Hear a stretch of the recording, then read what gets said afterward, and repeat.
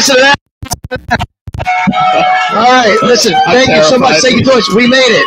We did it. I mean, you got the TV guy, the radio guy. Yeah. We're normally not the audio producers here, but we made it. We're here at BarBill in Rochester, 1129 Empire Boulevard. Got a great crowd behind us. It's amazing. Thank you so much. You know what? We're going to put on this camera here. If you're in that shot, take a look. All you people over there, say hi right here to this camera. There you go. Right there. How about that? All right. How cool is that, right? All right. Amazing. Thank you very much. It's always game day in Buffalo. Sal Capaccio, Matt Bove.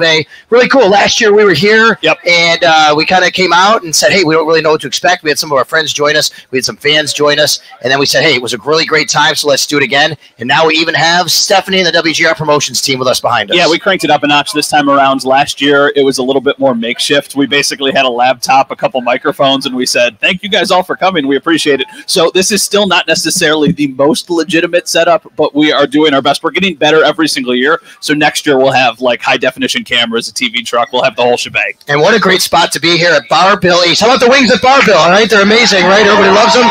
Got some great wings. We'll be having some of those later, you and I, after we talk a little bit about the Buffalo Bills. So here we go, Matt. Today, day 5, but the first day of pads. And I got to tell you, anybody who's watched football, followed football, especially if you've ever played football, there's just some nervous anticipation that comes with putting the pads on. I don't care if you've been in the league 10 years or you're a little Pop Warner kid playing in your first year, putting the pads on, thinking about getting hit, thinking about the physicality, the anxiousness, and, of course, always a skirmish or two. Yeah, there were some skirmishes today. Things got pretty intense. Now, one of my favorite moments from the day was asking Ed Oliver if there was a player in particular he thought was most excited to put the pads on, and he said the offense always acts and sounds tough, but they're really scared to put the pads on for the first time. So he said there's a little bit of a false sense of confidence. The offense kind of views putting pads on as another layer of protection. The defense views putting pads on as, okay, now we can go. And that's usually true for everyone except number 17. You do not get anywhere near number 17 with your pads, your not pads, whatever it is. Don't touch that guy.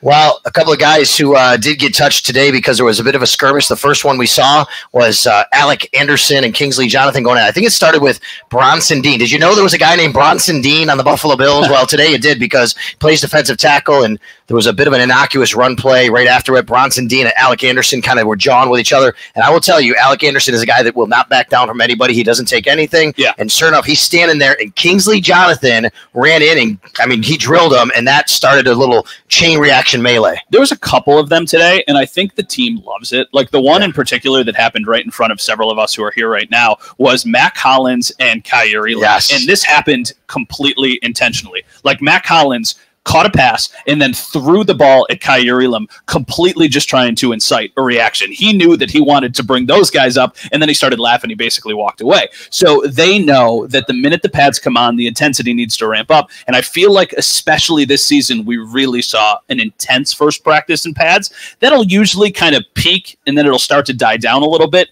because we are entering the dog days of training camp. We're at the halfway point, basically. It'll hit a little bit of a lull, and then it'll bounce back up right before they get ready for their preseason game next week. All right, so we did have some really big news on the injury front today when Sean McDermott spoke to the media. It's the first chance, really, our first time we've heard about any injuries at all. In fact, I will be honest, in all my years covering the Bills, I never remember a training camp opening with no one on the PUP list, unable to perform, and no one on the injured list in any capacity. That was the case, which is really good news. But today, now we started to see some of these things happening. We did not know, at least I didn't, maybe you did, Mike Edwards, safety Mike Edwards, he's going to be out for a little while. He's a hamstring injury. Yeah. Also, offensive lineman Mike Edwards. Yes, the Bills have two guys named Mike Edwards on the team. Yeah. The offensive lineman, he's in concussion protocol. And then Chase Claypool, an ankle injury yesterday, never returned. But I think the most significant news is safety Mike Edwards, who was dealing with a shoulder injury during OTAs and minicamp, and he never actually participated fully, and now he's dealing with the hamstring. The biggest Mike Edwards issue is that if this injury happened within itself, it would be a concern. But it happened in addition to him missing most of mandatory minicamp, most of the OTAs. So now you've got a guy who you slotted in, at least we both did, as somebody we thought was going to be one of the Bills' starting safeties. And now there's a chance that he's not ready for at least the next several weeks. So that opens up the door for potentially Cole Bishop, potentially potentially DeMar Hamlin, they're going to need to figure something out. Today, we saw Cole Bishop get those reps. Chances are they'll probably split them between multiple different people. Maybe we even see DeMar and Cole Bishop, and they give Taylor Rapp a day off or something like that. So the Mike Edwards injury, it's a hamstring. The other thing that's concerning is hamstrings linger. Those injuries are never like black and white where, hey, if you take 2 weeks off, you're going to be able to come back. So with an injury that's lingering, that puts us too close to the start of the season. We're not that far away. So I think they need to now figure out a contingency plan because of all the injuries he's had this offseason. Yeah, and even when he was healthy a couple of days ago or whatever, you saw DeMar Hamlin getting some first-team reps, right, which is really interesting. And Cole Bishop been sprinkled in there here and there. He's mostly been with the second team. This becomes a competition now between DeMar Hamlin and Cole Bishop, and we'll see where it goes. Then whoever wins that competition after a week or so, whenever Mike Edwards comes back, the question is, does Mike Edwards then retake his position with the starters, which Sean McDermott said they envisioned right there? I've said since the beginning with Cole Bishop, I think it's a tall task to ask him to step right into this defense to start. But he might now be forced to be able to have to do that. And I think it's a straight up kind of competition to see who they want to really take that number 3 spot. Yeah, I think so. But I don't necessarily think that you want to see, if you want to see DeMar Hamlin take positive steps, and he is a player they've leaned on. You don't want to see Cole Bishop lose a position battle to DeMar Hamlin if those are the options. You just invested a second-round pick in Cole Bishop. If you're seeing one of those two guys on the field, you want it to be Cole Bishop, and you also want to deal with potentially growing pains that come with – you don't want that, but that's just the reality of the situation. I think the ceiling for Cole Bishop is much higher, especially given what they paid to get him, and that means if it's even close, I think they go with Cole Bishop. I think it would take a really, really bad couple weeks for Cole Bishop and a really big setback for Mike Edwards to see DeMar Hamlin on the field as a big-time starter for them. Okay, let's address the elephant in the room. People have asked us, does that mean Micah Hyde's in play again, right? Does that mean that Justin Simmons is in play? Here's what I would tell you. From my perspective, unless this is a long-term injury for Mike Edwards, I don't see them going down the Micah Hyde road anytime soon. This is look, they still have Cam Lewis they still to fill in there. They have guys in the back end they can play. Maybe at some point, I don't see Micah Hyde just showing up tomorrow at training camp, though. Maybe you feel differently. It feels like something that would happen later on. They still want to get through this. Look, it's week to week. They haven't even played a preseason game yet. Week to week could be next week he's back. Yeah, I don't think this is anything you have to rush into bringing Micah Hyde back or signing Justin Simmons. I think if there's any doubt that Mike Edwards could potentially not be available for the start of the season, Brandon Beane is calling Micah Hyde. I legitimately think that's long term to me, though. That's long term, but if you don't know what you have with him and he's not able to practice until the last week of August, I know that would be a month. That's more than week to week. But if it gets to that point and he doesn't get any snaps in a preseason game, why wouldn't you give Micah Hyde a call? You have the money. You know you trust him. You know he doesn't need any of the time with the team. And you also know that he's somebody you want in your locker room. You want him around. And I don't think they have closed the door on Micah Hyde at all. And when I heard about the Mike Edwards injury today, the first person I thought of was about Micah Hyde. All right, we're going to address the Chase Claypool injury as well here. Thanks a lot. We're at BarBill. Of course, you can follow Matt and watch all this stuff at WKBW TV Channel 7 in Buffalo. Follow me, WGR Sports Radio 550. We can follow us on Twitter at Matt_Bove, at Sal Sports here. And that's all our social channels everywhere. And, of course, if you're listening to the audio version of this, well, you missed out because we're at BarBill East here in East Rochester, New York. BarBill East in Rochester. Thanks a lot for having us. And, of course, it's on the YouTube page, Sal Sports on YouTube. All right, Chase Claypool. A lot of buzz about him and the OTAs and minicamp. They look really good. Little buzz has been kind of wearing off a little bit. Yes, he's out there. He's made some plays, but now all of a sudden dealing with an ankle injury. He didn't practice today. We'll see where it goes. It's big for him. Right now, I think they'll give him a good runway here to see what he can do during preseason games. But Chase Claypool not being on the field is not good news for Chase Claypool when he's fighting for a spot in the back end of the roster. Literally, if you would have asked me a week ago, who do I think is going to win the 6th wide receiver job, I would have thought it was Chase Claypool by a pretty sizable margin. I now think that he has been leapfrogged by somebody we'll talk about in a little bit.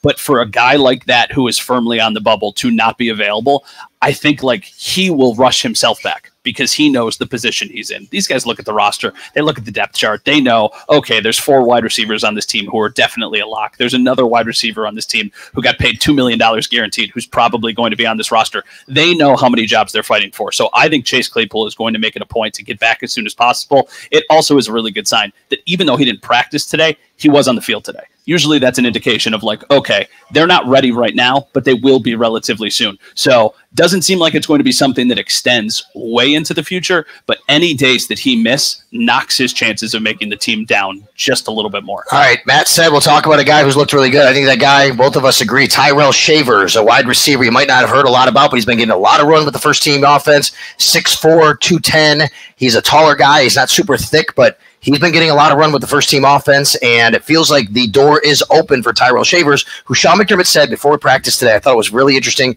He went out of his way to kind of praise him. Sean doesn't do that a lot, with guys this time of year, but he went out of his way to kind of praise him and say he knows exactly what we're trying to do, exactly what we're trying to get accomplished. He fits right in. He's professional. That is very high praise from the head coach. Yeah, for sure. And I think the biggest thing that we can say about Tyrell Shavers and Tyrell Shavers' chances at making the roster is that today there were times when he was practicing with Josh Allen at quarterback. They do not just do that for people. Like Tyrell Shavers is out there to get reps with Josh Allen because they think there's a chance that Josh Allen could be throwing to Tyrell Shavers at some point in the regular season. So the minute that one of those guys kind of gets elevated into that level, I think that's when you need to start seriously considering, can they make a push for the roster? The biggest thing he needs to do, strong preseason. You go into the preseason, if he has a strong preseason, he right now is definitely the favorite of all of the other guys, probably to make the roster.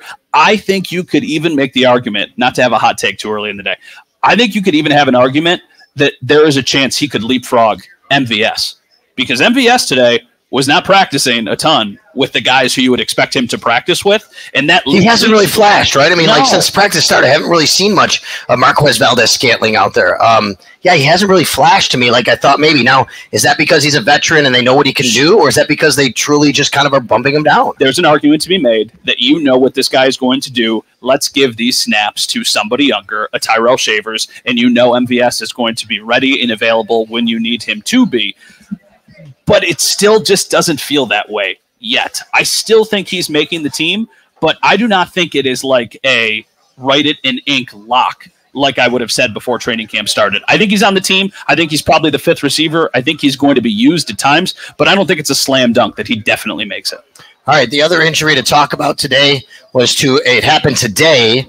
Running back Ty Johnson went down an early part of practice. There was a play. Terrell Bernard came in, made the tackle. He went down. Ty Johnson, he was down on the ground for a while. Trainers basically were tending to him, actually longer than normal, you would think. Yeah. He turned around, and as he started to get up, he punched the ground. He was very upset. That's not a good sign. Ty Johnson then walked. That's good. Walked to the locker room with trainers. After practice, I was standing near the locker room pre-practice field out there at St. John Fisher. I saw Ty Johnson walking with a long black sleeve on his leg. He was walking. He did not have a brace of any sort, no crutches, no boot, nothing like that, which is great. They did put him in a cart to take him to his car, I think, out because you have to go up the stairs, which makes sense. But obviously a loss if they do lose Ty Johnson, but that opens up the door for Ray Davis and even Frank Gore Jr., Darrington Evans. I think Ray Davis is right there entrenched as a guy anyway. It's going to be pushing for the number 2 spot. But now all of a sudden you have a little bit of a competition, and obviously it would be a loss if Ty Johnson's out. Yeah, for sure. The way I feel about the Ty Johnson injury is a little bit like we were talking about with Chase Claypool and some of the guys that are chasing him. I just feel like that as far as like starters are concerned. If Ty Johnson available, he's making this roster. He's going to be their second or third running back. But that does open the door for Ray Davis to get a bigger piece of the pie, whether that's in the passing game, whether that's in the short yardage game. Maybe the Bills want that anyway, because once again, that's a player that they invested a 4th-round pick in. Maybe that doesn't mean that, like, hey, you're just going to be handed this. But if there's any sort of injury or setback for Ty Johnson, it very clearly becomes a bigger role for Ray Davis. Now, if Ty Johnson is back in a week, I think that they just have a straight-out preseason battle. Whichever player is more efficient in the actual games will probably be the one that sees the second most snaps. But I do think there is a world where both of these guys are utilized, and it kind of rotates. I feel like they're going to have 3 running backs that they use consistently. One of them will always be James Cook if healthy, and then after that, it'll just kind of depend on who's got the hot hand. Okay, let's we talk about a couple other injuries. Guys that got rest days because they've been injured. Matt Milano is a big one, obviously. Matt Milano, his 30th birthday yesterday. He turned 30. Still, hopefully, can play at a high level. He's got to recover from that leg injury. He comes back. He's been wearing that long back black sleeve. I'll say this about Matt Milano: he is not. Other than today of that rest day, he's done everything. Like, there's nothing that he hasn't done that they've kind of had him out there and backed him off on. I think the question's going to be when we see him at full pads, which we haven't seen him yet. I've heard Sean McDermott and defensive coordinator Bobby Babich basically say, hey, we know he's an elite competitor. He takes care of his body. He's going to be where he needs to be. He's just not there yet. Any concern on your part hearing that? Not concerned from what we've seen, but also just wanting to be cautious after seeing several players try and come back. Now, I'm not comparing what he is and what he's gone through to some of the other injuries we've seen, but I think it always is important to remember, like, it's not going to be he steps onto the field and he is immediately full-fledged 100% Matt Milano. If he's 80% Matt Milano and can slowly work his way up as the season goes along, I think that is totally fine. But the way they are showing their hand right now, Matt Milano's on the field week 1, September 8th against the Arizona Cardinals. He just is. He's going to be starting, and if there's no setbacks, it's going to be him, and it's going to be Tyrell Bernard, and he is going to be a massive part of their defense. It's just, let's remember, on September 8th, he might not look like the all-pro Matt Milano. He might just look like Pro Bowl Matt Milano. Well, I would say this, too, watching today, if Matt Milano isn't completely healthy, they're going to have to find another will linebacker, and today I thought Dorian Williams had a good day against the run. Dorian Williams, I wrote in my notes today, a couple real good run stops, run fits. Last year, Dorian Williams played like his hair was on fire. You never know where he was going and when he was going there. And he got places too fast. He was just overrunning things, and everything was spinning too fast. The guy's got such hustle, and he's a real physical player, but he's got to play under control. I thought today, great day for him to show he can play under control. I thought he did a very good job in place of Matt Milano today. Dorian Williams is another one of those players a little bit like Tyrell Bernard, where a year ago we did not really know what to expect from the type of player that the Bills had, right? Tyrell Bernard a year ago, we did this exact same podcast, and we said probably 10 times on the podcast, the biggest question for the Bills is at linebacker next to Matt Milano. And then all of a sudden, Tyrell Bernard jumps onto the scene, and they've found this diamond in the rough in the 3rd round. Well, Dorian Williams was also a day 2 pick. Like, they have plans to use this guy.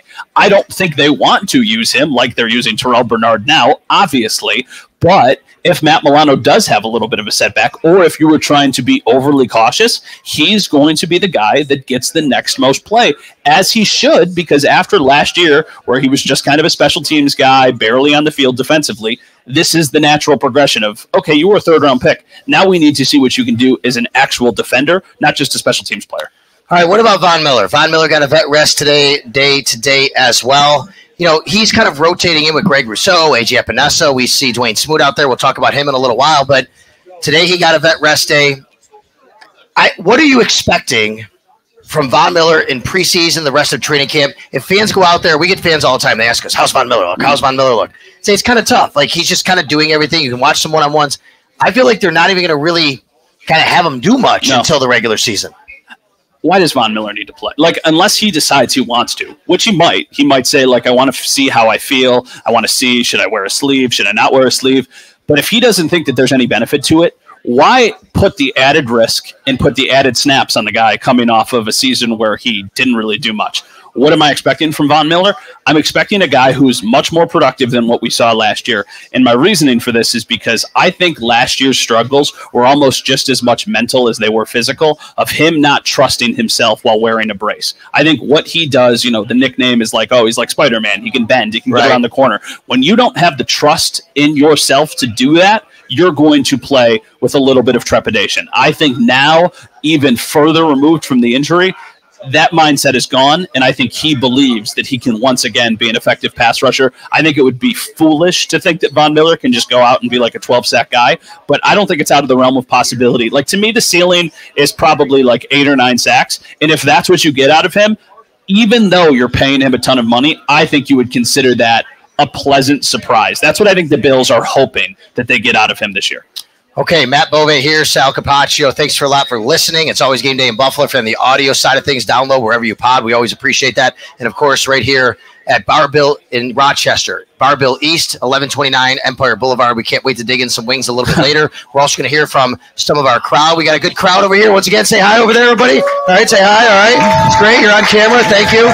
Got a good crowd over there. We're going to be getting some questions from the crowd in a little bit later. There you go. We're going to be getting some questions in. But here's the number one question we probably get asked by everybody when we say, how does Keon Coleman look? Yeah. Matthew, how does Keon Coleman look? Keon Coleman looks very good. And there was a fantasy football blogger, writer, I don't exactly know what it was, and he basically said on social media, on X, whatever we call that website these days, that it's okay that Keon Coleman and A.D. Mitchell don't look good in camps, and the reports coming out of those camps are that they don't look good, and that's complete nonsense because they do look good. Keon Coleman has been a lot like Dalton Kincaid was last year, where I feel like it's a bit redundant now that we keep talking about how good Keon Coleman looks. Once again, rookie, let's all temper our expectations. But after a while last year, we could stop talking about how good Dalton Kincaid looked. It was almost just implied.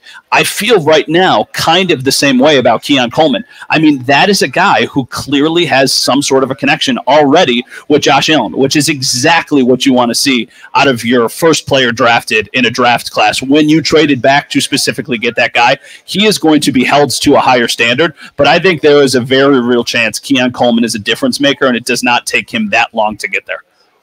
Yeah, I mean, every day he has a flash play. Are we too eager? Are we jumping the gun on this? No, I mean, look, I think there's going to be that natural jumping the gun expectation for a high-level draft pick, especially one in the position they really needed. Mm-hmm. He is flashing every day. He makes a flash play. He makes a flash catch, a splash catch every day. The consistency. He did have one day where he had a catch and then it fumbled, or was it a drop? I don't know which one it was, but either way, not a good play for him. Yeah. First day, he also dropped one in his hands. But I think he's had way more positive than negative. The difference between him and Dalton Kincaid from a year ago, Dalton Kincaid a year ago was getting so much more volume because of the nature of the position and being on the field more, the less people. Mm-hmm. He's not getting as much volume, but he's certainly getting the ball thrown his way quite a bit. And I think that's the thing within itself. Like, there are clearly times right now, who would you say from the wide receiver standpoint are the guys who are getting the most targets? It's probably Curtis Samuel, Kahlil Shakir, and Keon Coleman. And the fact that he is in a group with those other two guys, one who Josh has thrown a lot of passes to, and another one who has a lot of experience in the NHL, I then think that speaks volumes to how much Josh trusts Keon already. And I think as that chemistry continues to grow, because we're going to see that happen and more now during training camp than we're going to see it ultimately in a game. Josh is going to play a couple drives and probably have like a throw to Keon Coleman, and that'll likely be the last time that we ultimately see them on the field. So to see them flourish now, I think is so important. By the way, I know you're a hockey guy. You said NHL. I think you meant NFL. Oh, did I say NHL? NFL. Just force a habit. Sorry. There we go. So, all right. So Keon Coleman. Yeah, I agree with that. However, the guy who may be getting the most looks at wide receiver, Curtis Samuel. Yeah, Curtis Samuel has been, I don't even want to say a pleasant surprise because I think we all had pretty big expectations about what Curtis Samuel was going to do. The thing that we knew was that they're going to use him all over the field. But you can know that and then still want to see it. You want the proof, you want the validation from the team, and then you get out to practice and you're like, oh, look at where Curtis Samuel's lined up. And it's all over the place. I think they are going to use Curtis Samuel everywhere. The funny thing was Sean McDermott every year makes like a weird wide receiver comparison analogy, like every single year. A couple years ago, it was the Smurfs. This year, he said the wide receivers are like the utensils in a drawer, or when you open the drawer, there's a bunch of different options in there, but you don't exactly know what they all do. Like Curtis Samuel is the guy who can do everything. He's the utensil that you can use in any situation. Would that be a spoon? Would the spoon be the most universal utensil? I don't really know, but if it is, it's Curtis Samuel. Yeah, he wouldn't give details. He didn't want to do that, but he did say, hey, you saw the way Joe Brady used me in Carolina. Mm-hmm. So I asked him about playing running back. He's played running back. There was a year we had 40-something carries. A year he has 30-something carries. He said, you saw the way Joe Brady used me. You can basically think about like what we're thinking of and different ways to use me. So I would expect Curtis Samuel to be lining up everywhere and being used in a lot of different ways. Let's do some predictions right now. You have to make a guess. Who finishes on the Bills with the most catches? I'll let you give me one answer, and then I'll let you specifically tell me who you think wide receiver. Because I think we're both going to have the same answer as far as like overall pass catcher, and then we'll specifically ask wide receiver. So who's going to lead the Bills in catches this year? Dalton Kincaid. I agree. Who's going to be lead the Bills in catches at wide receiver? Curtis Samuel. I think I agree at Curtis Samuel. I mean, touches for sure. I guess it depends on. I think you could get to Kahlil Shakir. I don't think I'm going to get there, but I think you could make the case for Kahlil Shakir. Here's the issue. If Kincaid's in the slot a lot because he's a tight end, they run 12 personnel a lot, what do you do with Shakir on the field, off the field? He can play outside, but it's not his preferred spot. He's not his best spot, right? Yeah. So I think it's tough for him to get that opportunity. Well, I do say let's look back at what they did in the second half of last season when Joe Brady took over, and a lot of people found those numbers between how they used Kahlil Shakir in his production and how they used Stephon Diggs in his production. And I think if you take that and you kind of multiply it over an entire year, you're looking at a player who's going to probably finish with somewhere in the like 60 to 70 catch range. Right. And I know that's not a lot, but for the Bills, that might be a lot because besides Dalton Kincaid, I don't think that would be many guys who are getting more than that. The only one I can think of is probably Curtis Samuel. I don't think Keon Coleman, for as much as I just said I like Keon Coleman, I don't think he's getting 70 catches this year. I think he's going to be more of like a big play guy. I don't think that MVS, if he makes the team, is getting a ton of catches. I don't think Tyrell Shavers, if he makes the team, is getting a ton of catches. So that's why, to me, it kind of comes down to Shakir and Samuel. Matt Bove here, Sal Capaccio, BarBill East. Thanks a lot for joining us here. Talk about the wide receivers. Let's switch over to the defense. A guy that's really impressed, a guy that's kind of moved around a little bit, Dwayne Smoot. Yeah. Dwayne Smoot is a name that I think Bills fans should get to know because Dwayne Smoot is playing defensive end. He's playing defensive tackle. He's moving around. He's a veteran who over 4 years, just a couple of years ago, went 4 straight years, 19 through 22, he had at least 5 sacks every one of those years. Yeah, Ed Oliver explained him today as like a surprise that the Bills were able to get him. He basically said, like, I'm surprised a player of that caliber was still around for us to be able to go out and sign, and said that he's been really impressed with what he has brought in practice every day. It's, once again, 5 days of practice. Dwayne Smoot is flirting on like a lock to make the Bills roster because of the position flexibility, because of the lack of depth at that individual position. Like for me, it's obviously Greg Rousseau. After that, it's some sort of combination of Von Miller / AJ Epinesa. And I think Dwayne Smoot is actually closer to those guys than he's probably getting credit for. After that, though, there's a bunch of questions at what they do at defensive end. I mean, Javon Sullivan has to make the team. Like he's making the team. So right there's 5 guys. Do they keep 6? They could, but I don't anticipate that happening. I mean, you have right here, so you have Casey Toohill still in the mix. You also have Cameron Klein. Yeah, I haven't updated Kingsley Jonathan. Yeah. I had Dwayne Smoot down on my depth chart. I'll have to move him up. Yeah. But Casey Toohill, Kingsley Jonathan, Javon Solomon. I mean, like Kingsley Jonathan to me right now feels like a player that you are hoping you can get to your practice squad. Right. And if something happens, you trust that he could come up and play if need be. You're not getting Javon Solomon to your practice squad. You're just not. And if you have to part ways with Casey Toohill, then so be it. Like that's a player that you bring to training camp and you see if he can win a spot. And if that doesn't happen, then you have to be okay with moving on from a guy like that. And I don't think that they would have any hesitation. What else you got? What do you got in your notes? What do you want to talk about? What's next on your list? Well, I think we do need to just talk about more defensively big picture because I think there's a misconception out there in a lot of different places. I was even at a birthday party yesterday, and somebody was asking me what I think about the defense. And I think because they lost Jordan Poyer and for now Micah Hyde and Tre'Davious White, a lot of people think that they're naturally just going to take a step back. But I don't feel that way. I don't feel that way because I think that the addition of Matt Milano, the addition of Daquan Jones, and potentially the combination of minds of Sean McDermott and Bobby Babich, I think there's untapped potential with that defense because, let's call a spade a spade. You can say there's a lot of different reasons why they've lost in the playoffs. I think they've lost in the playoffs because the defense has folded in big moments, consistently. So that's why I think the defense still has untapped potential. Do you have an opinion that's changed at all on who's going to call the defensive plays? I think Bobby Babich is calling the defensive plays. My opinion has changed a little bit. I think before training camp, I thought it would be Babich, but I wasn't sure.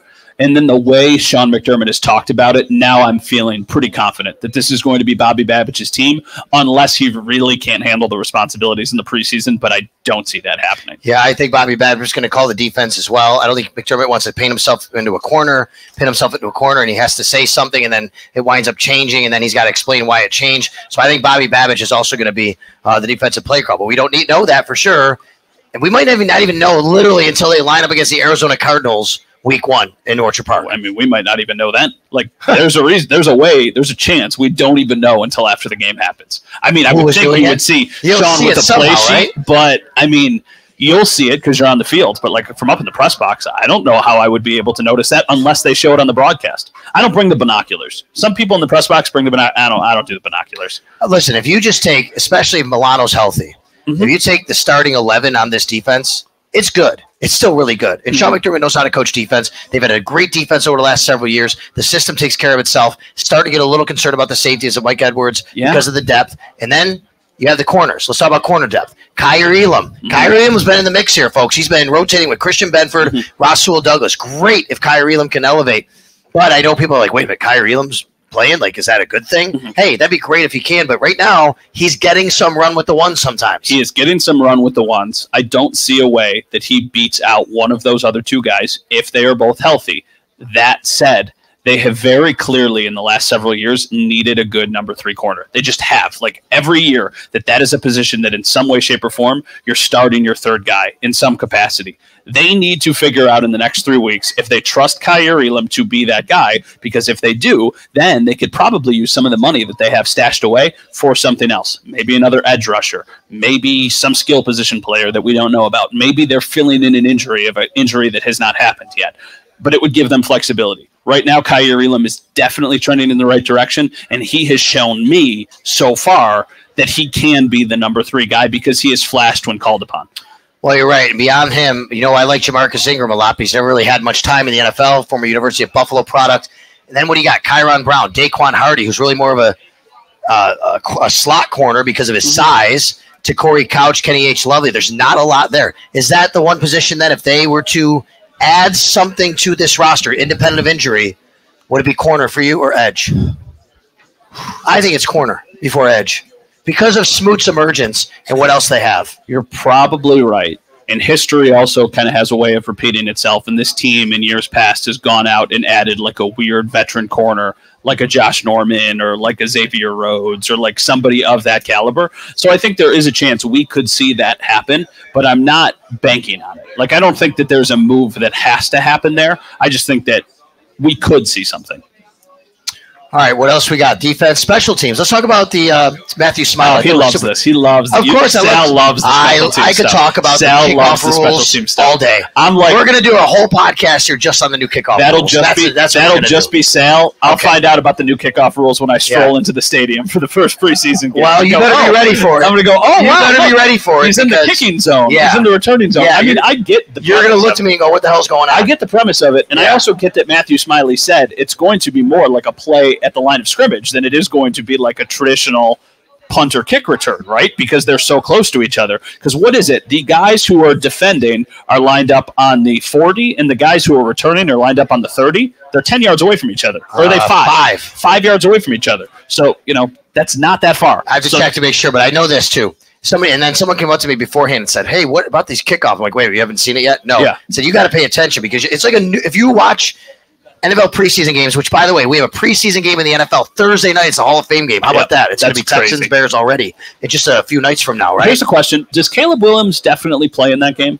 No, but I think he might. But if he doesn't, his debut's in Buffalo, right? That's really cool. Yeah. Okay, so when you turn on the Hall of Fame game and you haven't watched football and, nobody has, it's first game, it's going to look like a new world to you watching these kickoffs. Yeah, it's going to be sweet. You're going to have the kicker and the kickoff team is going to be 25 yards ahead of him, not even with him. He's going to kick the ball, and everybody's going to watch it and stand still. Yeah. And it'll be frozen in time. And then when they catch it, then everybody can move. Yeah. And it's going to be, wow, we've never seen anything like this. Matthew Smiley, he was asked about how excited he might be to be able to be creative and do this. He said it's more anxiety than excitement, actually. Yeah, well, there's a lot of unknowns. I still stand to my take of just kick it out of the back of the end zone. Like, I just don't think the juice is worth the squeeze. I don't think the potential headaches that come up from it are that much. Like, for 5 yards, just give them the extra 5 yards. If I was Sean McDermott, I would tell Tyler Bass to kick it out of the end zone every single time, unless he can pin them deep into the corner and force a return. But as you know, special teams, there have been blunders with the Bills. Yeah. So just don't even risk it. Just kick it out of the back of the end zone. Just do it. Just give them the ball. But they're not going to do it in preseason. I can guarantee you. Oh, no, not in the preseason. No, when the games why? actually matter. In the preseason, you should try everything. But that's right. And because you want to evaluate your roster. Because it's not just the kickoff play. In preseason, what also matters is you're evaluating every individual and how they get to a block, how they get off a block. It's an evaluation period. So Matthew Smiley said to me back in OTAs, was hilarious. He said, Sal, I bet you preseason week 1, the over-under on kick return touchdowns in the league is going to be like 5 or 5.5. I'm like, that's wild. Yeah, people don't know what they're doing. It's a good thing to put in the back pocket if you're thinking about betting the over. That's probably like 26.5 in every preseason game that happens. The one thing we haven't talked about, though, and your guess is as good as mine. You know, we've got a bunch of our colleagues over here. I don't know if they have like a stronger inkling of this. I have no idea who is going to be the Bills' primary kick returner. Like, or punt returner. Legitimately, I have no. It could be Daquan Hardy. But to me, that feels like a wasted roster spot because I don't think he's going to get on the field on defense at all. I could have made the argument that it was going to be KJ Hamler, but KJ Hamler is now way down the depth chart as far as wide receiver is concerned. I don't think you're using Kahlil Shakir because you probably want to use him primarily on offense. I thought Ty Johnson was an option, and now he's injured. Like, I just don't know what they're going to do there. All right, so in a little while, we're going to have fans that want to come up. Anybody wants to sit down, ask us a question about the Bills or anything else. We got a few other things that we want to run through. So if you have a question you're thinking about, kind of, get ready. We're going to invite you over here to sit in our chair, and you can ask us a question. In the meantime, let's talk about the NFL a little bit, some things that are going on. Yep. Tua gets paid. What do you guys think about Tua getting $53 million a year? Yeah? Bills fans are happy about that, I think, right? That's what it seems like. Bills fans are happier than literally anybody on the planet about Tua getting paid. Because that's right. They're happier than Dolphins fans. I think that's the case. I thought he might get something that started with a 5 because that's the way it goes. But 53 a year over 4 years, that's a lot of money. And then, of course, Jordan Love, you could argue he was the best quarterback in the league over the last half of last year, but that's his one time. That's like he had one great half season, and then he got paid as the highest paid player in the history of this league. Yeah, we could probably go semi-viral with both of these fan bases and say, you're definitely picking Jordan Love going forward, right? Even though the contract is more. Like, if you're building a team right now, I'm definitely picking Jordan Love. Yeah, I'm still a little, there's still some unknown, but you know what Tua is. Yeah. And to me, Tua Tagovailoa is a good quarterback. But his strengths are so much enhanced by the system he plays in with the players he plays with. He's a good quarterback who just got paid great quarterback money, and usually those are the types of contracts that one day come back to bite a team. If you listen to this podcast in any capacity, I am the biggest Dolphins truther. I still think that they're probably going to win that Week 17 game, even though that they ultimately didn't. I just always, for some reason, get suckered into thinking that Mike McDaniel will be able to figure out how to win with the team that he has. Maybe I'm just overhyping Tua a little bit. I like him. I like Jordan Love more. I like Tua. I just think that that's way too much money for that guy. Like the player, don't like him enough to have the now the fourth highest guaranteed contract as far as quarterbacks are concerned. It's a gamble for the Green Bay Packers, but they clearly think they know what they have in Jordan Love, and now we're going to see it put to the test. He had a great second half of last year, but we'll see if that continues on here. But there's a Bills ripple here. Do you have to pay Josh? Yeah, so great question. Should the Bills readjust, and when will they readjust Josh Allen's contract? Not just we're moving money to save salary cap space. Josh needs a raise. Yeah. Josh Allen needs a raise. Josh Allen, Patrick Mahomes, these guys are underpaid now. It's hard to say when a guy's $40 million a year. Yeah. He's underpaid. That's what it is. And I think at some point between now and next season, you're probably looking at maybe Brandon Beane even saying, I'm just going to rip up this deal, give him a new deal. It'll lower the salary cap, and then Josh can be paid $55, $60 million a year because that's where we're going, folks, with these quarterbacks. So if you're doing that, though, you're extending Josh. Yes. That means basically you're putting Josh in a position where he's not leaving potentially, which I think a lot of people probably assume right now. But, if you're giving him a new contract, he's probably now going to be under contract through his late 30s, basically, with the Bills. And the way he plays, I don't know how much longer I'm going from basically what that is. I think that you need to give him a raise, but I don't think you need to do anything crazy. I don't think you need to give him a completely new contract. I think that you just need to rework something where it does lower the cap hit and just give him a ton of guaranteed money. Well, then you've got to be doing a new contract. That's what you have to do. Yeah. Well, okay. The only way you do it is give a new contract. Yeah. A raise. Yeah. Well, then you got to add term. Because if you're going to do that, you have to add term. That's right. That's the thing that the Bills have to get in return. So exactly. We'll see, though. I do agree with you. It's gonna there's going to be something there. All right. All right. We got a couple of questions. Anybody got a question for us? They want to join us here? Somebody said they had a question here. This guy here told me he had a question. Come on, sit down here. Come on. We can throw you on. Sit down. Hey, what's your name? Scott. Go ahead, Scott. You're on. Wait. Let me pull you up there. Go ahead, Scott. Yeah, I just got a quick question. I don't know if you talked a little bit about the special teams. Tyler Bass. We know that he struggled a little bit at the end of the season. Very, very, good. He was very, very reliable. But at the end of the year, he kind of struggled a little bit. Any chance of some competition? We've only seen 1 day of him getting kicking, and he was 6 for 6. They went from 23 back to 48. As far as competition, there's not another kicker on the roster. There is another punter. Yep. I think Jack Browning could win the punting job over Sam Martin. That's a separate issue. What do you think about this year for Tyler Bass after what we saw last year? I mean, I sense a little bit of worry, right? Like I feel like based off the question, a little bit of concern, and I think that's totally justified. Yeah, a little bit. I mean, I feel the same way because I know a common thing of like, okay, he lost them the Chiefs game. I don't think in my mind he lost them the Chiefs game. I think even the minute he stepped onto the field, they were losing the game. Because even if he made the kick, I think the Chiefs are moving down the field. They're scoring. Going back down. But he did lose them the Eagles game. Like he missed 2 kicks in the Eagles game, and then we watched Jake Elliott make a 59-yarder in a monsoon to force overtime. So in the biggest moment of that point, now he hasn't done it consistently to me to be like overly concerned about his long-term future. But I mean, we always use the golf analogy because we're both golfers, but like I think the minute you get into your head, you start to overthink things. I think he needs to have a strong start to the season. I think if he does have a strong start to the season, that'll kind of calm not only all of us down, but also him down. So I'm not thinking it's a story yet, but if we're having the same conversation a year from now, then I think we need to start thinking about, is Tyler Bass the long-term kicker of the Bills? Yeah, and I also think there's a contractual situation here. They gave him an extension just last year. They got money on the table here. If they release him or move on, you're talking about dead cap, which they already have a lot of dead caps, like most in the league. Yeah. So I think that they're going to roll with Tyler Bass and think unless things get really bad, and let's hope that doesn't happen. I do think Jack Browning has a chance to win the punter job for Sam Martin. I will tell you that, though. Yeah, I think so, too. I think Jack Browning, right now, Sam Martin has seemed to probably have the upper leg. Is that the thing you would say? The upper leg in the competition. Right. However, I think Jack Browning can do a little bit of everything. Now, what they're ultimately going to probably figure out is, 1, who's the better punter, but 2, who does Tyler Bass like holding the ball as the holder? Like, you know what I mean? I was just going to ask you that. I think that matters. Even though it's like you roll your eyes at it, you're like, oh my gosh. By the way, Scott, just a little anecdote here. Matthew Smiley said he really liked how Jack Browning, his timing from catch to kick. Like he's very consistent. He liked it, so that was a nice feather in the cap of Jack Browning as well. Okay. Yeah, thank you, Scott. Good question. Thank you. Appreciate it. Give him a round of applause because that's like not easy to do. Got a question, my man? All right, you got it. Sit down. What's your name? Hi, I'm Chris. Chris, go ahead. Chris. So my question, I know it's a little hard to quantify maybe, but it's just about vibes, if you will. Sure. But I was at camp yesterday, and I was just noticing like Babbage and Brady and just like the energy that they seemed to bring.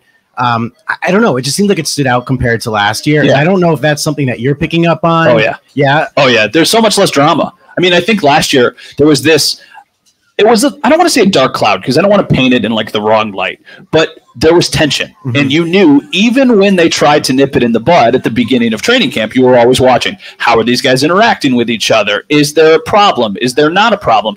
I feel like all of the new guys is – intentional from a 1, you want to get younger standpoint, but 2, like you want new guys here, you want new perspectives here, you almost want a fresh start, and I think that's intentionally what they were trying to do. I think it's a bit of a like roster reset, like let's give ourselves more wiggle room down the road when we really think that we can go for it.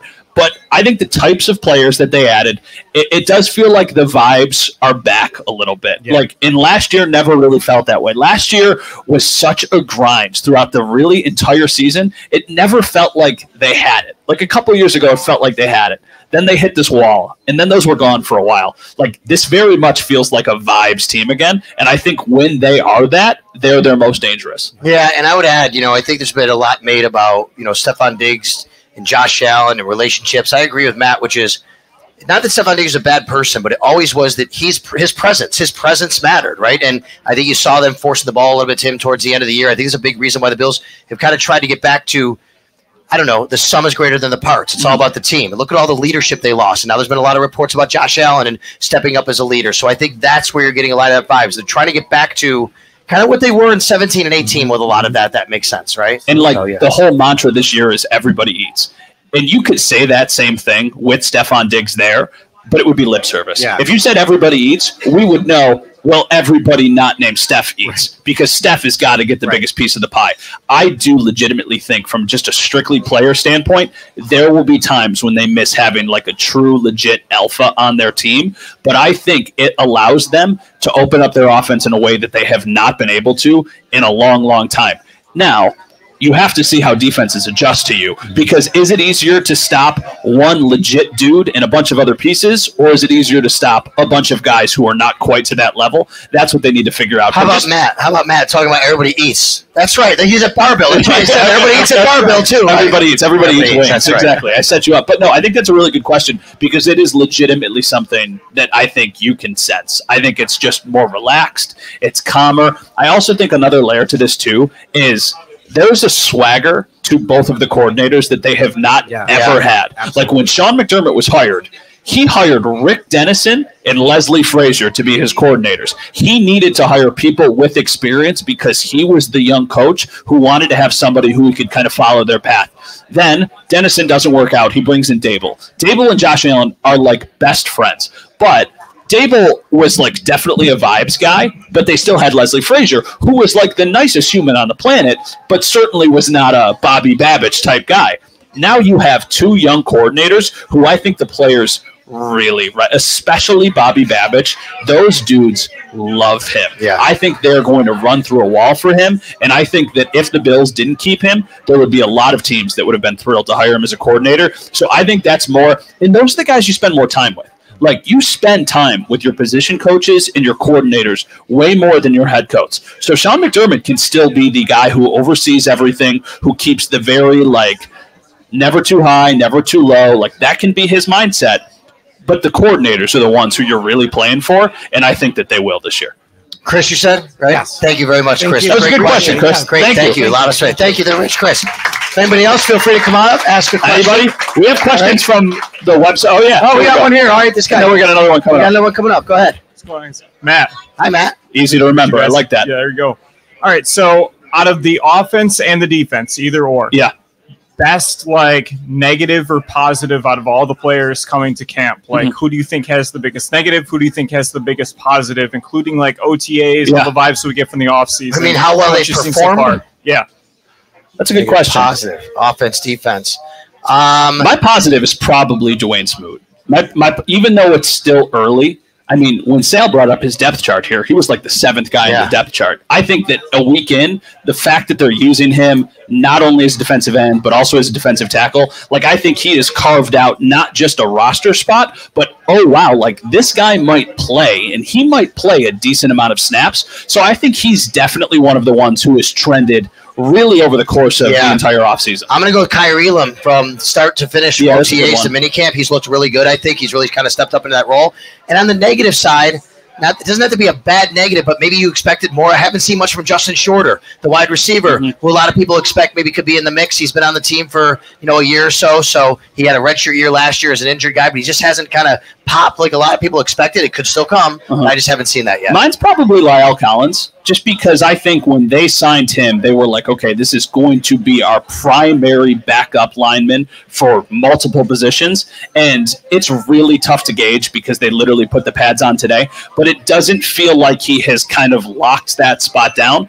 And with the young guys they have an Alec Anderson, they have an Ryan Vandermark, they have other young guys they like. I don't know if he's a definite make the team. His contract probably forces him to make the team, but I don't know how much he's ultimately going to get used. I think they have good depth in the O-line. It's going to be some good battles. I think Lyle Collins makes it, but it's a good point Matt raises. Thank you. That's a good question. Thank you very much. Anybody else? You got a guy over here that wanted to come on? Come on. We got it. I love that we're clapping. We're clapping. Thank you, everybody, for being kind to each other. I like this. Thank you. How are you? What's your name? Sean. Hi, Sean. Yep. In from Minnesota. I got my Love it. Heck yeah. What part? Twin 8-year-olds. We're south of Minneapolis, about an hour. Wow, that's awesome. You know what? Hold on. Before we do anything, we have a couple in here from Alaska that came over, right? I mean, Alaska is so Minnesota, Alaska. Anybody else? Canada earlier? Not that like we're crazy far from Canada, but that's still. Right. Anybody else? Cool. Where did everybody come from? Somebody far away? Anybody? Hamburg. All right, Hamburg, New York. All right. Colorado. Where? Colorado? All right, Colorado. I love it. Beautiful. I love it. Sean, thank you. Go ahead. Well, you got to show me up there with Alaska. But my question is just with all these leaders, right? As a coach, I'm a high school basketball coach. I know you coach football. And you're talking about with the Diggs thing and losing him and then Hyde and Poyer and Morse and all these leaders, right? Is there something, are we back to maybe the year of the 13 seconds where there's more of a like underrated chip on your shoulder, which can be a really good thing for this year's team. Like that we're just not flying under, like Vegas doesn't have us as the Super Bowl favorite and all those things. Like what's your thoughts on that? So I think the names that are going to immediately become the new leaders on the team, like Matt Collins, all of the people who have been at training camp can see, like, his energy is infectious. He brings so much juice. But you also want leaders who are going to be your big-time players. Like Matt Collins is a depth guy. The natural next progression is Terrell Bernard. They are treating Terrell Bernard like they used to treat Tremaine Edmonds, of like, you are not only the voice of the defense, but you are going to be the guy that is leading us into war every single week. So Terrell Bernard is another person who is ascending, and Taron Johnson is ready to take that next step too, because Taron Johnson is one of the most underrated players in the entire NFL. And for the longest time, he was kind of the other DB to Trey White, to Micah Hyde, to Jordan Poyer. Those were always the guys together, but he was the one who probably had the least experience in street cred, if you will. But even though he backed it up, I absolutely think they are paying attention to everything. Every time they say they're not, it's a lie.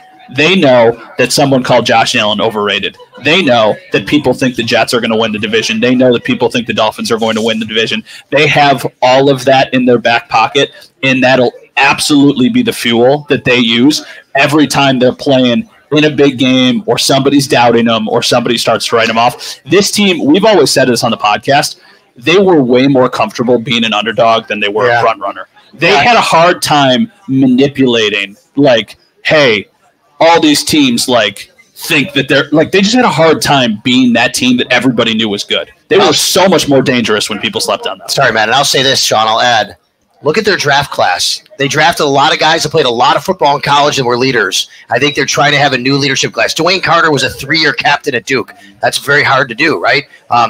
Ray Davis played at 3 different schools, rushing for 1,000 yards at each school. These guys have played a lot of football. They were leaders. I think that they intentionally, Cole Bishop, big-time leader on the Utah defense, I think they intentionally drafted their new group of leaders, and also guys who, hey, when you don't have the leadership you had and they leave, as you know as a coach, you want people who at least understand, don't need to be led by the hand, right? These guys don't need to be, and I think that was very intentional. So thank you. Are you a Minnesota Wild fan or a Buffalo Sabres fan? Sabres. Sabres? Are you from here? No. I'm from North Dakota originally. Phil Hansen is how I got into the Bills. I grew up next to him, and I love it. When I turned 18, been coming to games for years, and now I got the next generation, and I love that. I love that. So I love that. That's amazing. Right, thank you. Thank you so much for coming. We appreciate it. Appreciate it. Thank you. Oh, Matt, we've had some really good questions. Some great questions. I have a question for you. Okay. What kind of wings you love? Here? Yeah, anywhere. Anywhere. Can we guys, Joe, or give me a menu? Can somebody bring me a menu? Here we go. Alex, you got a menu there? Thank you, buddy. Cajun honey butter barbecue. Oh, thank you. Stephanie's got one. Here you go. Thank you. It's kind of, for me, I'm like looking at the menu right now. I'm a creature of habit, so every time that I come here, I just get Cajun honey butter barbecue wings, and because you can do it here, I do all drums. And I know that there was a sign. Thank you. I know there was a sign at training camp, and it was like flats and drums, and they were asking players to sign. That was a kid who just wanted autographs. Oh yeah, that was the best way to get autographs. Yeah, for sure. Flats or drums, and every time a player came by, he'd sign one of the sides. That's the greatest creative way to get autographs. All those players were wrong because drums are better than flats. I don't know what everybody here thinks, but like, there's more meat on drums. I don't really know what the argument is. Thank you. They're easier. Let's get a clap vote. Okay, here we go. Ready? Clap. Drums. Clap or cheer for flats. It was nice meeting you all. Thank you for coming. Have a great tough night. one. I don't really know. Either way, we got BarBill East right here in Rochester. Of course, they have a couple of locations in Buffalo as well. You go out to Main Street, obviously, and Amherst/Clarence right there. And East Aurora is the original BarBill, which everybody kind of talks about going to Buffalo near the stadium a little bit. Yeah, for sure. I mean, it's an incredibly popular spot. We are so lucky that we are getting to do this again this year. It's cool when you can do events like this at a place where you really love the product. We really love the wings here. We would be coming here to get wings regardless of if we were doing the show. And I think it also makes it cool for you guys, too, because some people have never been to BarBill, and they want to try it. So they can make a little bit of like a trip out of it. It's like, okay, we can go try BarBill because it's very high on pretty much everyone's list. And, you know, we've had Eric Wood on the podcast like several times. Every player he asks basically says their favorite wings are BarBill. you know they're doing something right when you've got the endorsement of all of those guys, basically. All right, we got a few more minutes. We're going to talk about a couple other things. We got a couple of fun questions. We thank everybody for coming. And then we got some of our media colleagues out here, and I'm sure they're going to be very nice to stick around and talk football with you, whether all from different outlets, TV stations, podcasts, different places. So we appreciate their support. And you can go and meet some of your favorite media personalities who are either here at the bar or sitting there. So thank you, Matt and I, of course. Yeah, thank you all. Thank you to all them for coming. We'll do that. Thank you. Yeah, for sure. All right, my next question. I'm going to ask Matt, all right? Yeah. Here we go. You watch the Olympics, right? Yeah. Okay. You can't. Okay, let's calm down. Thank you, John. On the official station. Yes. Shouldn't you be anchoring the ozone right now? I know. All right, so you can't choose golf because you're a very good golfer. I know that. Yeah. What Olympic sport, it's summer sport, would be your best sport? You have to be Olympic level, of course. Summer Olympics. Oh, nothing. All the Summer Olympics. Nothing. Oh, my God. No, I can't do anything. You can't swim. You can't do dive. No, you can't. No, I have the agility. I always say I've got the agility of a wheelbarrow, so I'm not doing anything like running. That's not happening. I'm not. I mean, like these guys have seen me play basketball. I like beach volleyball or something. No. I think I could like hang and you know what it would be? It would be. I played tennis. I played like high school tennis. Right. So yeah, it would be tennis. But yeah, like I don't even. The fact that I didn't even get there tells you how much I think of myself as like a potential Olympian with these athletes. All right, I think I could curl. I think I'd be a sick curler if I got into it. Ooh. Yeah, I think. But I know that's winter, and I'm also like a pretty low key good pickleball player. Yeah, which is I know not tennis. That takes agility. No, but it just touch. I got touch around the net. Soft hands. How about you? Okay. Sal is trying to set me up to talk about his 40-yard dash. No, I'm not. We do have that, but I don't. And that's not. I think for me, I was a good long and triple jumper. I could triple jump. Do you know how to triple jump? I mean, you jump on the third, right? It's like 1 step, 2 step, and then you jump on the third. Well, no, you don't step. You have to. Okay, so you take off. Let's say you take off on your right. You can take off on either leg. Yeah. Okay. If you take off on your right, you have to land on your right. Okay. And then you can step to your left, and then you jump. Okay. Okay. Yeah. So that's how you do it. So could you even No. You have to conceptualize it, right? I can't even I don't even know if I could skip. You think I could triple jump? Okay. Sal is doing. Okay. Here you go. Oh my gosh, this is absurd. You have to try it at home. You have to run, you take off, hop, step, jump. That's how if you do it wrong, you'll be going at full speed. I tore an ACL watching you try that, so let's not do that, basically. That's how you do the triple jump. No, thank you. I am much more up to speed. I'll stick with pickleball. I'll stick with golf. I'll stick with the leisurely country club sports. Those are up my alley a little bit more. Okay, so tell me, what sport would you be good at? What if they said to you, Matt Bove, we're going to create a sport, and I saw this. You know what? I saw this on Twitter. Bill's Mafia Babes. Shout out to them. Great question. Bill's Mafia Babes, great account, great people that run that. I said, that's a great question. I'm going to steal that tonight, so I'm stealing your question. Yeah. All right. If you could create an Olympic sport that you're going to be good at, anything in the world. Yeah. You can say crossword puzzles. I don't care. I have two answers. Okay. I am an unbelievably efficient grocery shopper. I love, I do the grocery shopping in our house. My wife does not like to do it. I find it so satisfying. We have one of those services where you can get the groceries delivered. I can do it so efficiently. I walk in, I do the perimeter of the store, and then I start ripping up the aisles. I know exactly where everything is. When they did the changes at the grocery stores a couple of years ago, it was really traumatizing for me because it took me a little bit longer to figure out where everything was. I had it figured out. So grocery shopping. And I also am really good at folding clothes. Because I spent 5 years. I spent 5 years working in retail. Okay. So when you work in retail, you learn I could fold 15 T-shirts right now and just have them looking mint until somebody needs the medium and they come and they rip it out right from the bottom of the table and then they all fall down. So those would be my things that I'm good at. I love it. You got anything? Yeah. I mean, I do the laundry. I'm not a good folder. I mean, okay, I try to fold the right way, so I wouldn't.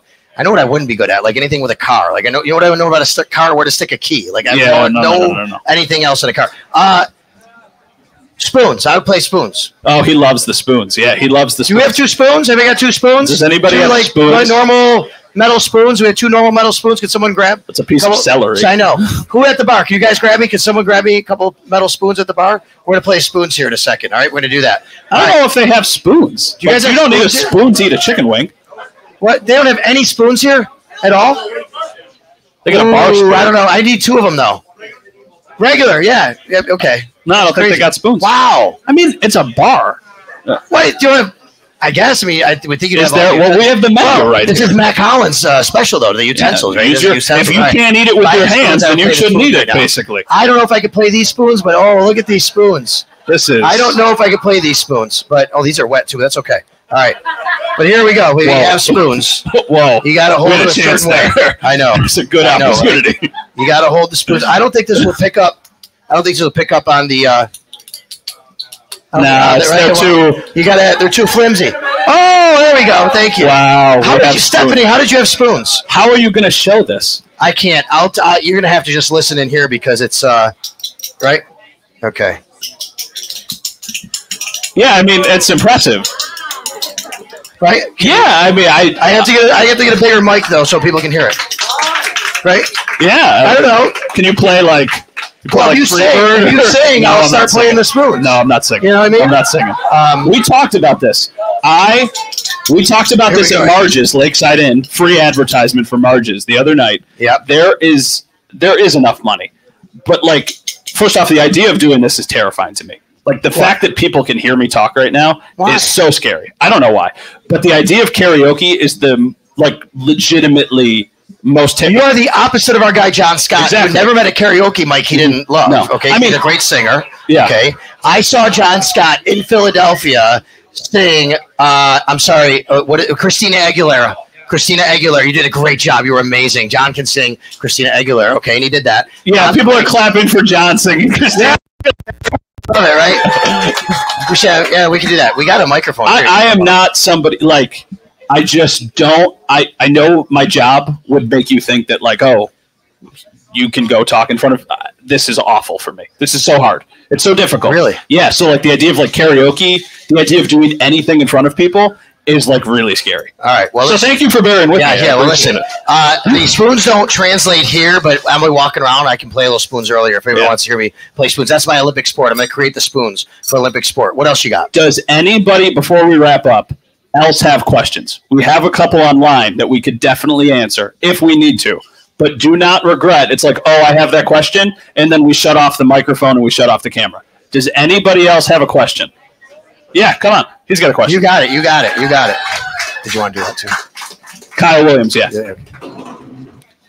Hello. Can you move the mic a little closer? We got it kicked it over there a little earlier on my triple jump probably. There you go. Go ahead. What's your name? Hey, my name's Jordan. Hi. Hi, Jordan.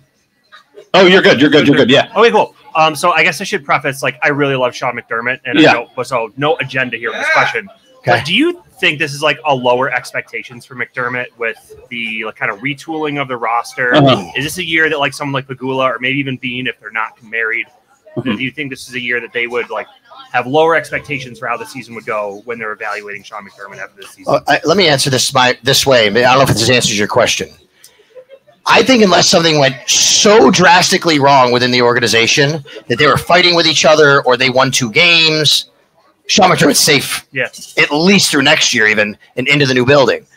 What Terry Pegula has, what this league covets is a GM, a head coach, and a front office on the same page. And Lord knows in Buffalo we have not had that for a long time. They finally have it. They have such a stable organization like that even the shortfalls, that's not what's most important when you look at the big picture. Terry Pegula, I cannot imagine him moving on from Brandon Beane or Sean McDermott short of them literally fist fighting in a room over something. Cool. Here's my thing. And this is a rhetorical question. You don't have to answer this. The question with Sean McDermott, to me, boils down to 2 things. One, if you move on from him, do you trust ownership to find someone better? Because I don't. That said, though, do you think there could be somebody better? And I think that that's a valid criticism.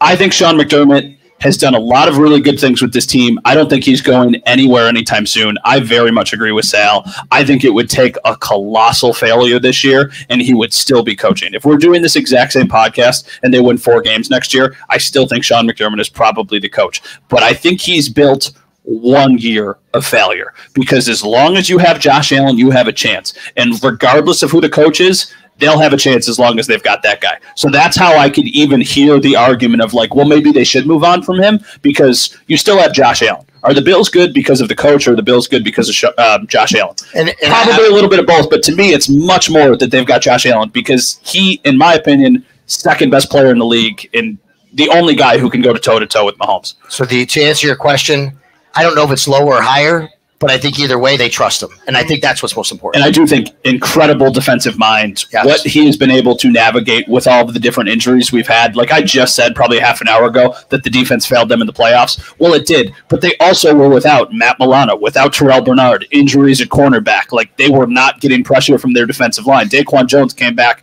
he told me, way earlier than he probably should have. So, like, the defense was really, really decimated. I think with a healthy defense, Sean and now Bobby Babbage could really cook some things up.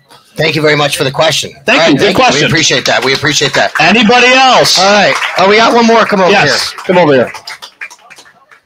All right, hold on here. We're going to bring you up here. Thanks a lot. BarBill East here in Rochester. Go ahead. Love the Bills AFC Championship shirt from a long time ago. There you go. Love that. What do you got? Thank you. My name is Joel. Hi, Joel. I'm a current St. John Fisher student. So nice. I'd like to say, how are you enjoying your stay? Anything like interesting? Well, can you move up a little bit closer to the mic and ask and say it again? There you go. So I'm a current St. John Fisher student. I'm heading into my junior year. So, love it. I just was wondering how you're enjoying your stay at Fisher or anything cool you guys got going on. Okay, Dorsey Hall, baby. So we stay in the freshman dorm, Dorsey Hall. That's actually upperclassman dorm. Oh, now it's upperclassman. I love it. But anyway, that's the upperclassman. It's in the block room. What is the front? Oh my God! I don't rough it. I do not camp. I glamp. As my friends know, I bring my mini fridge. It's fully stocked with soda and juice and anything else. And then I bring my coffee maker. My guy Matt Perino shows up at my door for some coffee in the morning sometimes. All right, we got to have some coffee. I bring that. I take my 2 single small beds and push them together to make one big bed so I can just kind of sprawl out. I'm like, hey, I'm going to live the life of luxury in this dorm. We do this completely different. I mean, he walked into my room today to talk about, we wanted to just kind of hammer out some of the stuff with today. Like, my room is not a jail cell because there's air conditioning windows, but it's close to a jail. Like, I legitimately, there's a twin-size cot, there's 2 blankets on it, there's 2 pillows on it. I have nothing else. I spend so little time in that room. I'll get back tonight. I will try and fall asleep. I'll wake up first thing in the morning, and I get the heck out of there until we have to start training camp again. I, the other day, walked aimlessly for like 2.5 hours. So if you see somebody looking disheveled at like 6 a.m. in Pittsford, it's probably me, just kind of roaming the streets. But I just literally – I don't know if I like embrace the idea of roughing it, or I just don't want to set things up because I want to be in that room as little as humanly possible. No, for me, I love the campus though. It's such a great experience. I'm petitioning to be a grad student at St. John Fisher. That's what I want to do. Okay, the experience is great. The people are amazing. All the people we run into, it's great. A lot of great volunteers. A lot of teachers from the Rochester area actually are the volunteers on site and on staff, and they're doing an amazing job. They've been here for years. We've made friends with a lot of the security and those people, and the food service people. Everybody's great. So thank you so much for asking. Beautiful. Go Cardinals, right? You got it. Go Cardinals. Thank you so much. It's amazing. Thank you. Yeah, you got it. All right, what else we got before we wrap it up? All right, so we need to collectively, whether that's tonight while we're talking to each other, whether that's somebody who comments online, we need to come up with some sort of incentive to do a live streamed 40-yard dash. Because it is something we've talked about on the podcast at times. I know you did one with Matt Perino the other day. Just the other day, we had a whim. We're like, hey, I'm going to run the 40. So, do you want to say your time? Matt clocked me at 5.5, I think, right? Which wasn't too bad. Now, listen, we were like, okay, well, we haven't done this, haven't stretched or nothing. We had regular clothes on. I timed him. I think I was a little off, and he was a tad bit over me. We were both very close. Oh, sure. So when Sal did it, he said. Sal did it. Okay. He started the clock, and then like a half second later, he was like, go. Oh, that's come on. No. I think I had Matt at 5'8", but either way, again, we weren't prepared for it. Okay, so here's what I told him. My goal is to run my age. I'm 51. Yeah. I ran 55. Yeah. My goals, and I think because I ran 5.5 on that day, I mean, I think I can do it. And I don't think that's a bad time, by the way, for a 51-year-old dude with a pacemaker. So my goal will be to double my age and run under it. I'm 31, so that would be a 6.2. So if I can run under a 6.2, which I think I can, like I'm not. Marino, is 5.5 okay for me?